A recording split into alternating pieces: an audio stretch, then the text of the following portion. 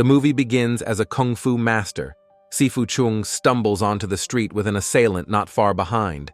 Sifu tries to fight back, but he is already weak. The mystery assailant delivers a blow to his back using a unique technique, and Sifu falls to the ground. His assailant bows and walks away.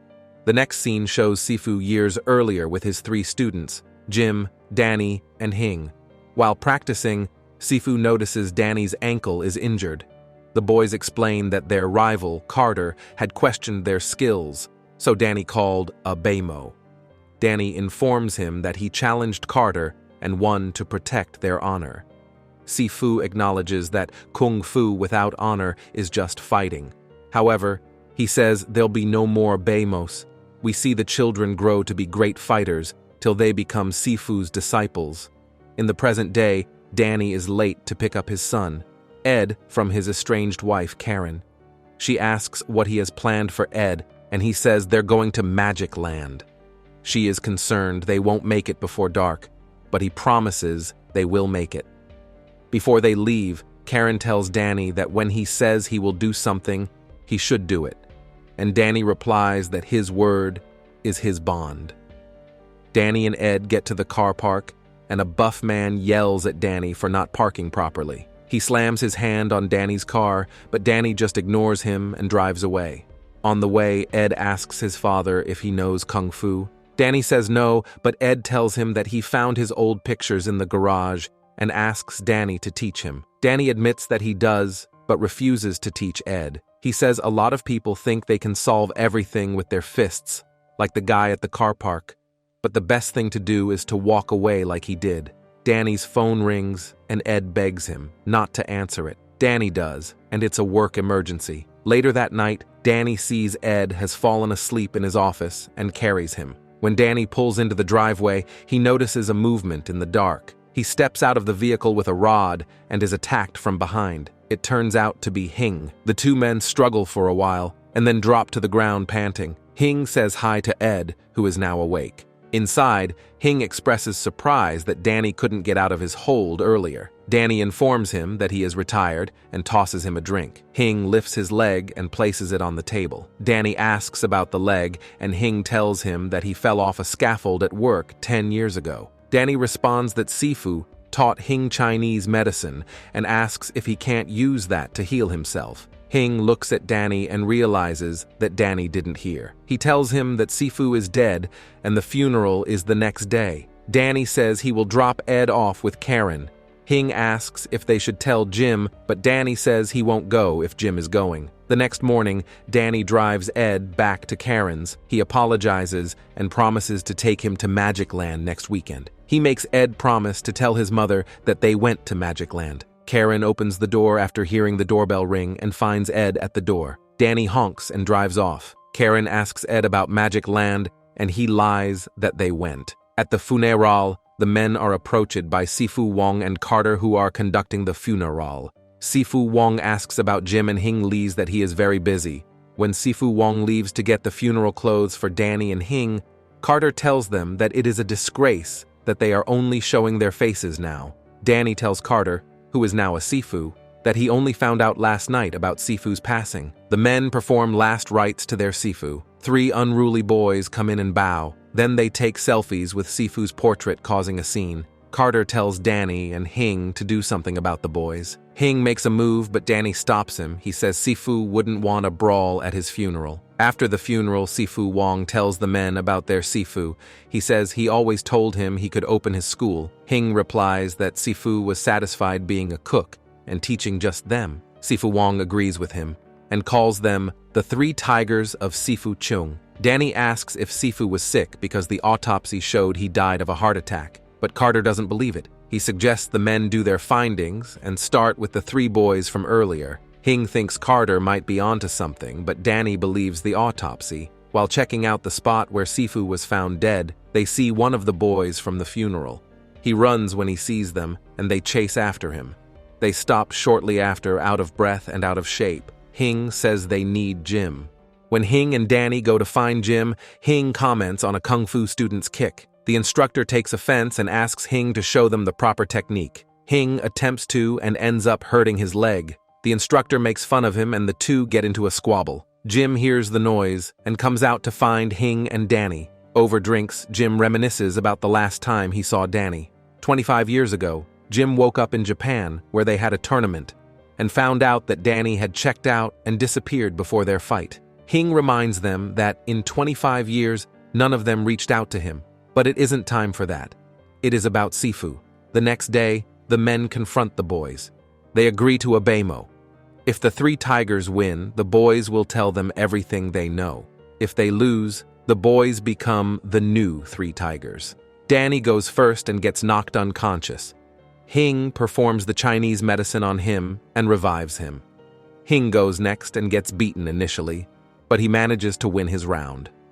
Jim is knocked around for a while during his round 2, but he knocks out his opponent. Although the kids are younger and quicker, the three tigers remain undefeated. The boys admit that they had asked Sifu to teach them, but he refused. He complained about his ungrateful disciples.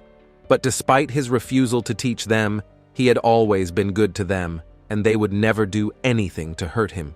Over breakfast the next morning, Jim asks Hing if Sifu had taught him poison fingers, Sifu's most powerful technique. Hing says he didn't. After Jim and Danny left, Sifu didn't have the heart to fight anymore and just taught him medicine. Hing says that Sifu ran a free clinic for old people in town who couldn't afford treatment, and he wanted Hing to join him. The day Sifu needed him, Hing didn't show up.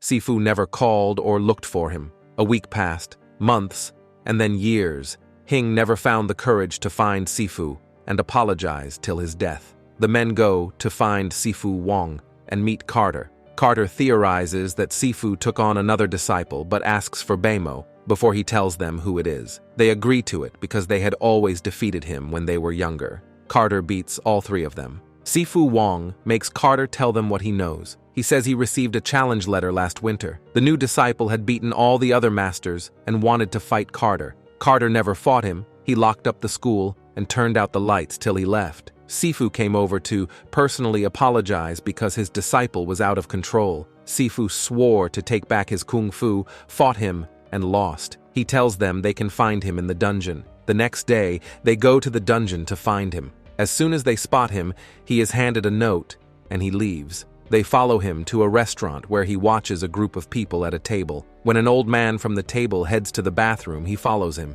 Hing decides to go in after him. In the bathroom, he pretends to recognize the old man and he hits the old man on the back. He apologizes and the man walks away. Hing goes back to the others and explains that he is a kung fu hitman. As he speaks, the old man has a heart attack and dies. Danny immediately recognizes it as the poison fingers. The men follow him out back and confront him. Danny shows him his mark as Dai Si Hing, the one who inherits the clan, but he shows them the same mark. The assassin asks Danny if it's true he hit Sifu before he left. Hing and Jim ask Danny if it's the truth, but he doesn't respond. The assassin tells them the fiercest tigers can never share a mountain and calls Beimo.